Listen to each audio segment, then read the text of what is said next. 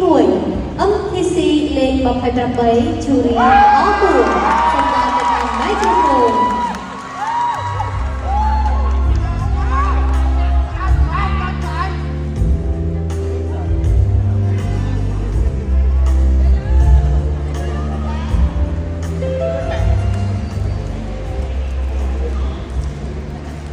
ជាកិច្ចស្វាគមន៍នេះខ្ញុំជូរីល្អហួរសូមលំអរកាយគោរពទៅដល់សម្ដេចទ្រង់ឯកឧត្តមលោកជំទាវលោកអ្នកអង្គការអ្នកលោកស្រីអ្នកនាងកញ្ញាជាទីគោរពដល់បងប្អូន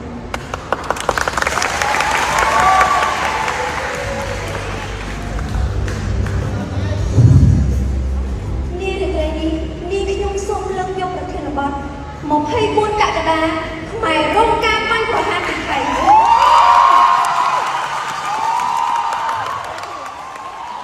ៅថ្ងៃទី24កក្កដាឆ្នាំ2025ថៃបានបើកសង្គ្រាមបាញ់ប្រហារមកលើប្រទេសកម្ពុជាដែលធ្វើឲ្យបរិយាកងទ័ពកម្ពុជាជាច្រើនបានបូជាសាច់ស្រស់ឈាមស្រស់និងពលីជីវិតនៅក្នុងសង្គ្រាមការពារទឹកដីនៅសង្គ្រាមដែលថៃបានបង្កនោះធ្វើឲ្យខូចខាតនៅផ្ទះសម្បែងប្រជាពលរដ្ឋកម្ពុជាជាច្រើនហើយថៃ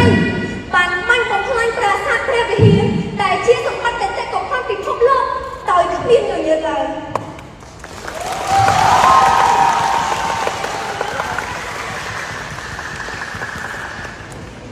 បន្ទាប់ពីសង្គ្រាមបានកើតឡើងសម្ដេចមហាបវរធិបតីហ៊ុនម៉ាណែតបានចូលទៅប្រជុំបន្ទាន់នៅប្រទេសម៉ាឡេស៊ីឯកភាពនៅក្នុងការបោះឈប់បាញ់នៅថ្ងៃទី28ខែកក្កដាឆ្នាំ2025ប៉ុន្តែរឿងរ៉ាវដែលយើងមិនស្មានមកដល់ភាគីថៃចូលមកចាប់វីរៈកងទ័ពកម្ពុជានៅក្នុងទឹកដីកម្ពុជាក្រោយបោះឈប់បាញ់ចូលជាធរមានភ្លាមនៅថ្ងៃទី29ខែកក្កដាឆ្នាំ2025ហើយនៅថ្ងៃទី1ខែសីហាឆ្នាំ2025ភាគីថៃប្រព័ន្ធវីរៈកងទ័ពកម្ពុជាត្រឹមតែ2រូបតែប៉ុណ្ណោះឲ្យឃើញសភាពគាត់ហើយនេះខ្ញុំពិតជាពិបាកទៅធ្វើយកនេះខ្ញុំជូរីល្អហួរតំណាងឲ្យប្រជាជនកម្ពុជាទាំងអស់សូមស្នើឲ្យភាគីថៃប្រគល់វីរៈកងទ័ពកម្ពុជាទាំង18រូបដើម្បីឲ្យពួកគាត់អាចមកជួបជុំគ្រួសារយ៉ាងសុខសុវត្ថិភាពស្របតាមច្បាប់មនុស្សធម៌អន្តរជាតិឲ្យបានឆាប់រហ័សបំផុត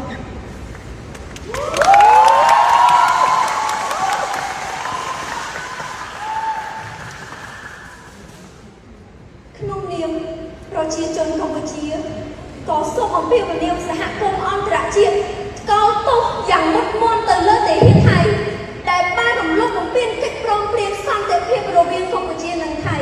តាមរយៈការបាញ់ប្រហារមកលើប្រជាពលរដ្ឋស៊ីវិលស្រុកត្រង់កម្ពុជាបណ្ដាលឲ្យរងរបួសនិងស្លាប់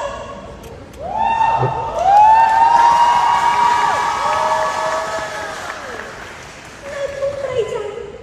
កាលពីថ្ងៃទី12ខែវិច្ឆិកាឆ្នាំ2025សង្គ្រាមមិនមែនជាដំណោះស្រាយនោះទេការចរចានិងសន្តិភាពទៅជាដំណោះស្រាយដ៏ល្អបំផុតសម្រាប់ប្រទេសទាំងពីរហើយនេះខ្ញុំក៏សូមគោរពសរសើរទៅដល់ភាពអត់ធ្មត់របស់សម្ដេចមហាបវរធិបតីហ៊ុនម៉ាណែតដែលបាននាំមកនូវសន្តិភាពមកជូនប្រទេសកម្ពុជាហើយនេះខ្ញុំក៏សូមគោរពអរគុណទៅដល់ថ្នាក់ដឹកនាំដែលតែងតែខ្វល់ខ្វាយនិងយកចិត្តទុកដាក់ទៅលើប្រជាពលរដ្ឋគ្រប់រូបហើយនេះខ្ញុំក៏សូមគោរពអរគុណយ៉ាងអនេកពីចម្ងាយទៅដល់លោកអ៊ំលោកអ៊ូលដែលជាវីរៈកងទ័ពកម្ពុជាជួរមុខទាំងអស់ដែលតែងតែខិតខំប្រឹងប្រែងការពារបូរណភាពទឹកដីសូមបារមីព្រះបរមខ្មែរគ្រប់ចំនួនការពារឃុំក្រុងវីរៈកងទ័ពកម្ពុជាឲ្យឈ្នះអស់នេះសត្រូវទាំងឡាយទាំងពួង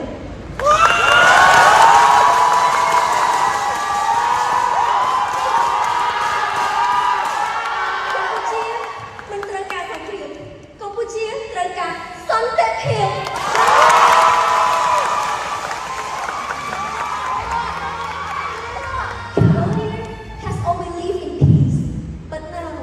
fear grow because Thailand started the war we never asked for. We don't want fights, we just want peace. We are not enemy, we are neighbor, as humans who deserve see in the future without